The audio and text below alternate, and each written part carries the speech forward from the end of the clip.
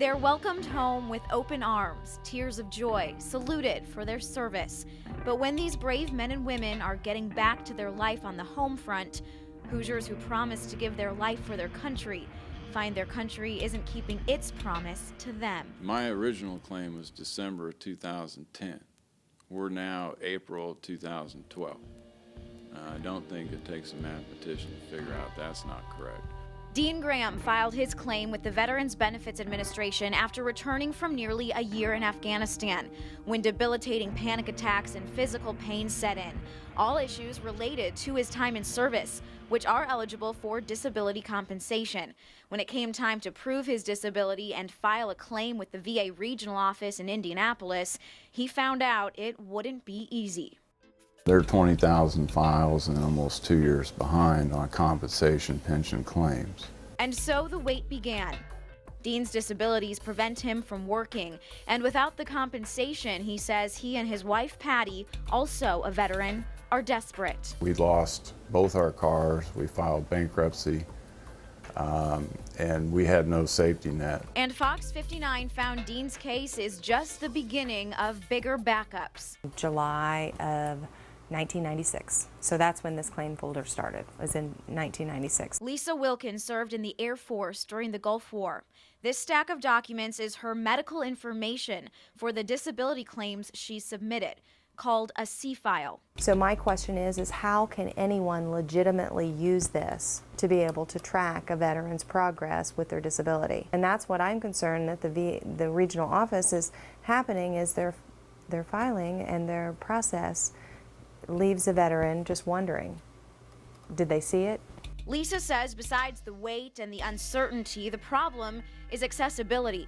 A veteran has to wait 9 to 12 months to just get a copy of their own file to start their claim. How can you do that if you don't know what's in your C-file and you can't get it for a year? So what if you're like Lisa or Dean and you have questions? The only number to contact the VA office is this 800 number on their website. It connects you to any VA employee in the country with no guarantee you can talk to the same person twice. But with this as her only option, Lisa picked up the phone and asked how long her claim would take. I'm expecting any day I'm going to open my mailbox and my claims letter is going to be in there. And so I thought, well, I'll just check. I checked and I was still in the development stage, and so I asked, can you tell me how long the development stage is running? And so it went 474, and I was absolutely shocked. 474 days, an answer that felt more like a dead end, leaving Lisa frustrated for herself and the thousands of veterans fighting the same bureaucratic battle. A lot of veterans feel as though they have to beg for their benefits that they've earned. These are obligations, and they're obligations that need to be lived up to in a timely manner. The Veterans Benefits Administration at the Indianapolis Regional Office would not come on camera with Fox 59, instead issuing this written statement. VBA continues to see a rise in disability benefits claims it receives. This increase in claims is caused by a variety of factors, including a recent increase in the number of new veterans and the additional conditions linked to Agent Orange exposure for Vietnam veterans. Also, claims filed by Iraq and Afghanistan veterans tend to be more complex in nature. I'm sick and tired of the excuses that I've heard personally from the regional office here in Indianapolis of why it can't be done. The explanation goes on to say, currently it takes VBA an average of 241 days to process a claim for disability benefits. We anticipate processing time will improve as a number of transformation initiatives are introduced as part of VA's transformation plan, which are designed to enable VBA to meet its goals of processing claims within 125 days at 98% accuracy by 2015. That's not enough for state legislators.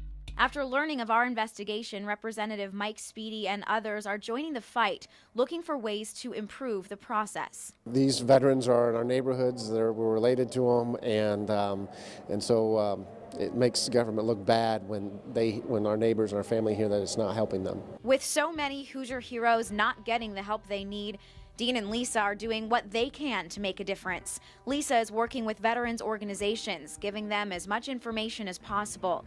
Dean and his wife started a website, helpindianavets.com.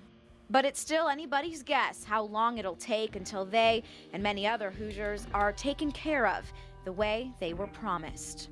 They deserve the attention of Indiana when they come back. I can remember the day that I stood, the first time we were able to put our dress blues on, and how I felt.